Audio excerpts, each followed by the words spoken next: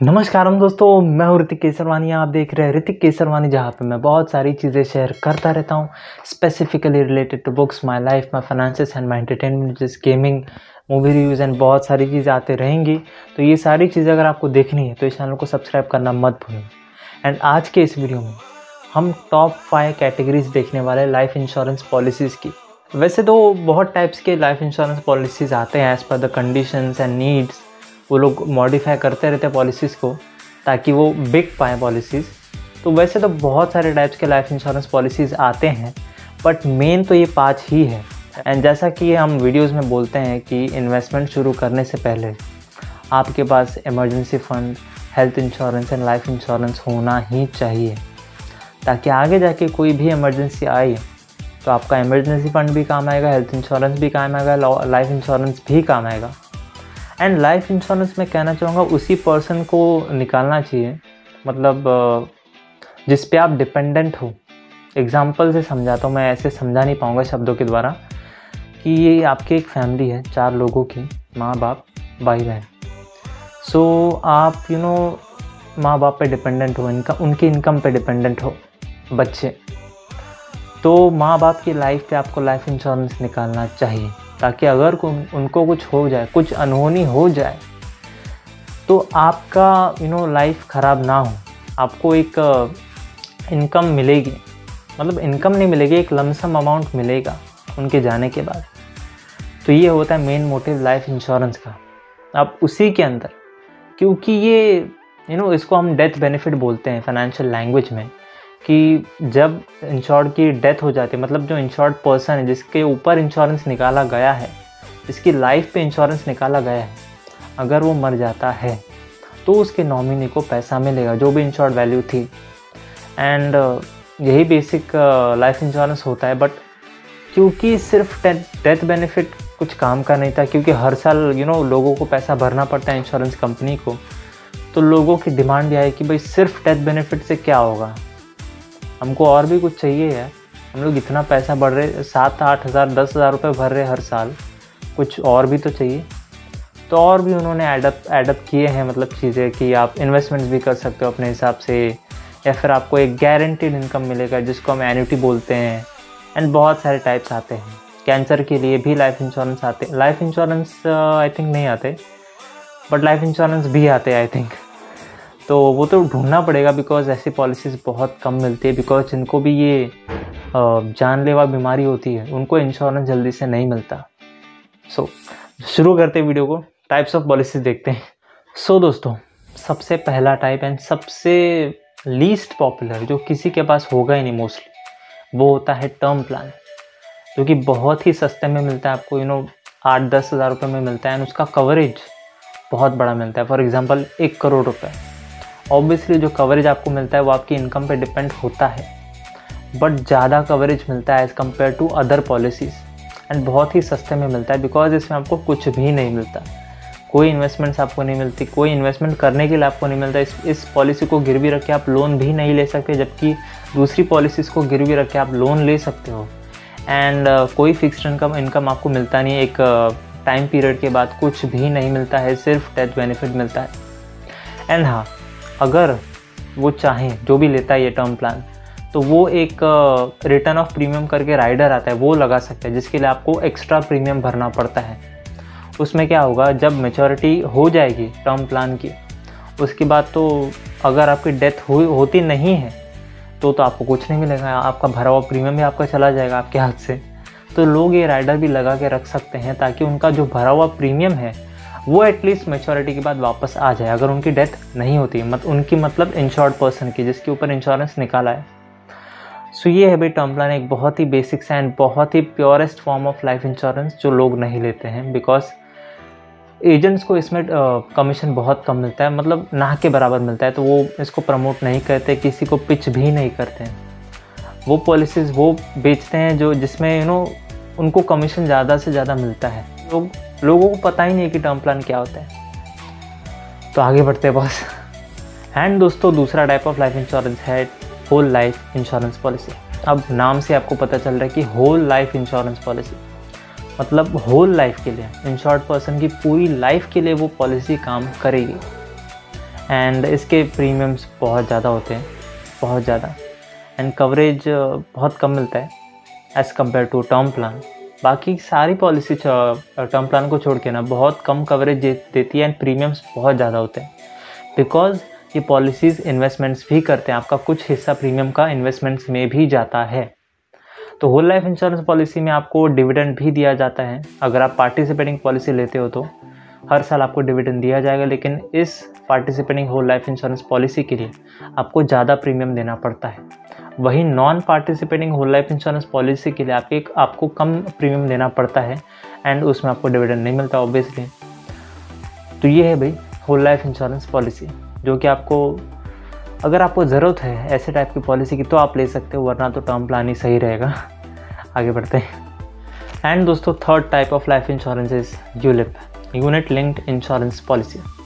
अब ये पॉलिसी ज़्यादातर वो लोग लेते हैं जिनको टैक्स सेविंग करनी होती है, बिकॉज अब आप डायरेक्टली म्यूचुअल फंड्स बाय करते हो ना एंड लॉन्ग टर्म के लिए होल्ड करते हो, फिर सिक्योरिटीज़ को भी होल्ड करते हो ना लॉन्ग टर्म के लिए, तो भी आपको long term capital gain tax लगता है, जो कि काफ़ी ज़्यादा होता है।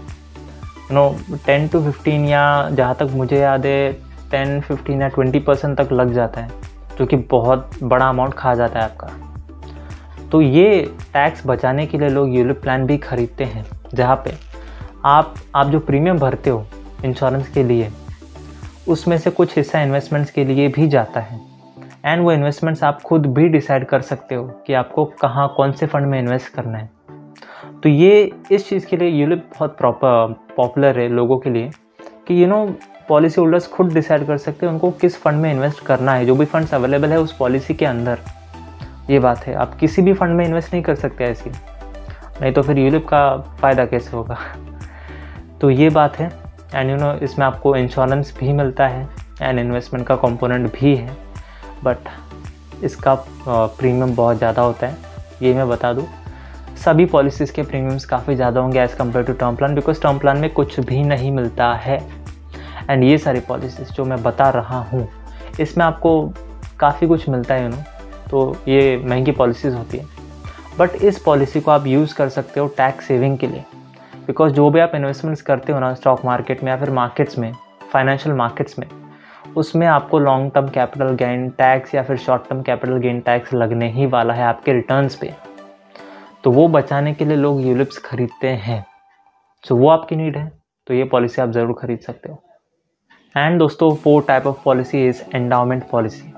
अब एंडाउमेंट पॉलिसी में ऐसा कुछ खास अलग है नहीं जैसा कि यूलिप में था, बट एंडाउमेंट पॉलिसी में आपको एक सेविंग्स कंपोनेंट मिलता है, जिससे कि आप अगर आपको सेविंग की हैबिट नहीं है तो आप जो भी प्रीमियम भरते हो ना एंडाउमेंट पॉलिसी के लिए हर साल, उसमें से कुछ हिस्सा सेविंग्स में चला जाता है उस पॉलिसी के अंदर ही। एंड जब मैच्योरिटी होती है इस पॉलिसी की, तब आपको एक मैच्योरिटी वैल्यू भी मिलती है जो आपका कवरेज है। बट ये पॉलिसीज़ बहुत ज़्यादा महंगी आती है। एग्जांपल दूँ तो मैं 5 या 10 लाख का भी अगर आप कवरेज लेते हो तो आराम से 25-30 हज़ार रुपये प्रीमियम जाता है सालाना। तो बहुत ज़्यादा प्रीमियम्स होते हैं इन पॉलिसीज़ के लिए, तो रेकमेंड तो बिल्कुल नहीं करना चाहूँगा, बिकॉज प्रीमियम्स बहुत ज़्यादा है, कवरेज बहुत कम मिलता है एंड सिर्फ सेविंग्स के लिए आप एंडाउमेंट पॉलिसी नहीं लेना चाहिए आपको। सेविंग्स तो आप खुद भी कर सकते हो, जो कि होना ही चाहिए। जो मैंने शेयर किया था एक शॉर्ट वीडियो में कि लोग अक्सर क्या करते हैं कि income minus expenses equal to savings, तो ऐसा नहीं करना है। Income minus savings equal to expenses कर दो तो वो बेहतर हो जाएगा, आपकी सेविंग्स आपके पास रहेंगी। तो ऐसा करो, एंडाउमेंट पॉलिसी मत ही लो तो अच्छा रहेगा। आगे बढ़ते हैं। एंड दोस्तों, 5th and last type of policy is money back policy. अब ये तो आपको नाम से ही समझ में आ रहा है कि मनी आपको वापस मिल रहा है। तो इसमें होता क्या है ना, मैं एक एग्जांपल है तो मैं ऐसे समझा नहीं पाऊँगा आपको। तो क्या होता है ना, फॉर एग्जांपल कि आपने 5 लाख या 10 लाख, समझ लेते हैं 10 लाख का आपने कवरेज लिया है मनी बैक पॉलिसी। तो इसमें क्या होगा ना कि हर 2 साल में या फिर जो भी टाइम पीरियड पॉलिसी के हिसाब से जो दिया गया है, हर उस टाइम पीरियड के बाद आपको एक सर्टेन परसेंटेज ऑफ अमाउंट आपको मिलेगा उस कवरेज में से ही जिसके लिए आप प्रीमियम भर रहे हो। मतलब फॉर एग्जांपल 10 लाख में से आपको 2 लाख रुपए मिलेंगे हर 2 साल के बाद। सो ऐसे ऐसे करके होता है बॉस, हर 2 साल में आपको 2 लाख रुपए मिलेंगे उस 10 लाख में से ही जो आपका कवरेज है। एंड वो ऑब्वियसली अगर मैच्योरिटी के पहले वो अमाउंट ख़त्म हो गया तो आपकी वो पॉलिसी लैप्स हो ही जाएगी, बिकॉज आपको पैसे मिल गए हैं। एंड इंटरेस्ट रिटर्न्स की बात करूँ तो 5-6% ही समझ के चलो, बहुत कम मिलते हैं रिटर्न्स, कुछ भी नहीं मिलता इतना। तो ये तो होता ही। एंड एक बात इसमें ख़ास है कि अगर उस पॉलिसी के मैच्योरिटी के पहले ही, मनी बैक पॉलिसी के मैच्योरिटी के पहले ही इंश्योर्ड पर्सन की डेथ हो जाती है ना, तो पूरा कवरेज अमाउंट आपको वापस मिल जाएगा, यानी कि 10 का 10 लाख पूरा वापस मिल जाएगा। ऐसा नहीं कि आपने 8 साल तक आप जी रहे थे एंड आपने कितने हुए 2, 2, 4, 2, 6 लाख रुपए निकाल लिया, बिकॉज हर 2 साल में आपको 2 लाख रुपए मिल रहे थे मनी बैक पॉलिसी में। तो आप 8 साल तक जिए तो आपको 6 से 8 लाख रुपए आपने ले लिया मनी बैक पॉलिसी में से, बट 8वें साल में आपकी डेथ हो गई तो मनी बैक पॉलिसी को, इंश्योरेंस कंपनी को आपको पूरा का पूरा 10 लाख रुपए वापस देना पड़ेगा, चाहे कुछ भी हो जाए, बिकॉज ये रूल है मनी बैक पॉलिसी का। तो ये एंड इसके प्रीमियम्स भी बहुत ही ज़्यादा होते हैं, मतलब 40-50 हज़ार तो समझ पकड़ के चलो, बहुत ज़्यादा होते हैं। एंड रिटर्न्स 5-6% उतना ही मिलता है। सिर्फ एक ही चीज़ है कि भाई एक सर्टन इंटरवल ऑफ टाइम पे आपको पैसे मिलते रहेंगे, जो भी पॉलिसी के हिसाब से जो भी होता है एज़ पर कंडीशंस। उसमें भी कंडीशंस होती है पॉलिसी में कि कितने टाइम में मिलेगा आपको। तो ये भी मैं रेकमेंड नहीं करना चाहूँगा, बट कुछ लोगों की नीड हो सकती है कि भाई एक सर्टन पीरियड ऑफ टाइम पे उनको पैसा चाहिए, तो वो लोग मनी बैक पॉलिसी को ले सकते हैं, जहाँ पे उनको एक सिक्योरिटी मिलती है, बिकॉज फिक्स्ड अमाउंट मिलता है आपको। वही अमाउंट अगर आप मार्केट्स में लगाओगे ना, फाइनेंशियल मार्केट्स में, तो मार्केट के कभी ऊपर रहता है कभी नीचे रहता है। तो जब आपको ज़रूरत हो तभी वो मार्केट नीचे रहा तो आपको कम अमाउंट मिलेगा, तो आपके रिटर्न्स नेगेटिव में चले जाएंगे। तो उससे अच्छा है कि मनी बैक पॉलिसी ले लो, एक सर्टन पीरियड ऑफ टाइम पे आपको इतना फिक्स्ड अमाउंट मिलेगा ही मिलेगा। तो ये खासियत है भाई मनी बैक पॉलिसी की। तो जैसे भी आपकी नीड है उसके हिसाब से आप ले सकते हो इन पॉलिसीज़ में से, या फिर और भी टाइप्स आते हैं। अगर आप एक्सप्लोर करोगे तो और भी टाइप्स मिलेंगे आपको। एन्युटी लाइफ इंश्योरेंस पॉलिसीज़ भी आती हैं, जहाँ पे स्टार्टिंग के टाइम पे आपको कुछ भरना पड़ता है हर साल। एंड फॉर एग्ज़ाम्पल 5 साल आपने एक कुछ अमाउंट भरा, एंड उसके 5 साल बाद यानी कि टोटल 10 साल बाद आपको 10 साल के लिए कुछ अमाउंट मिलता रहेगा हर साल। तो ऐसे बहुत सारे एग्जांपल्स है। LIC की पॉलिसीज ऐसी ही रहती है, जो भी पिच करने आते होंगे आपके घर पे एजेंट्स, वो ऐसी ही पॉलिसीज़ पिच करेंगे आपको। तो ऐसे पॉलिसीज़ भी ले सकते हो। रिटायर अगर होने वाले हो तो एन्युटी प्लान्स आपके लिए अच्छे रहेंगे, बट उसमें रिटर्न्स नहीं मिलते, वो तो है ही, क्योंकि फिक्स्ड अमाउंट मिल रहा है आपको, तो उसमें रिटर्न्स आपको ज़्यादा मिलते नहीं हैं। तो हर एक की अपनी अपनी अलग अलग नीड्स हो सकती है, तो उसके हिसाब से आप प्लान्स ले सकते हो, पॉलिसीज़ ले सकते हो। बट रेकमेंड तो टर्म प्लान ही करना चाहूँगा, बट मैंने अभी तक ख़रीदा नहीं है, ये मैं कहना चाहूँगा। एंड टर्म प्लान का भी एक मैं चीज़ बताना चाहूँगा कि जैसे टर्म प्लान है जहाँ पे आपको सिर्फ डेथ बेनिफिट मिलता है, तो जैसे जैसे आपकी एज बढ़ती जाएगी ना, उसके हिसाब से आपके प्रीमियम्स भी बढ़ते जाएंगे, बिकॉज कंपनी के लिए रिस्क बढ़ता जाता है कि आपकी डेथ कभी भी हो सकती है, तो वो प्रीमियम्स भी बढ़ाते हैं। तो इस चीज़ से बचने के लिए कि प्रीमियम्स बढ़ने वाले हैं आगे जाके, आप क्या कर सकते हैं ना, आप लिमिटेड टाइम के लिए प्रीमियम्स भर सकते हो। फॉर एग्ज़ाम्पल आपका एक प्लान बना हुआ है कि 40 साल तक आपको प्रीमियम्स भरने हैं टर्म प्लान के, एंड वो प्रीमियम्स हर टाइम पे बढ़ते जाएंगे एज़ पर योर एज। तो आप वहाँ पे क्या कर सकते हो ना, कि आप बोल दो कि मुझे 10 साल तक ही भरना है, आप जो भी अमाउंट है वो अभी बता दो, मैं भरता रहूँगा। तो ऑब्वियसली 40 साल का अमाउंट अगर आप 10 साल में भरने जाओगे तो आपको ज़्यादा ही भरना पड़ेगा।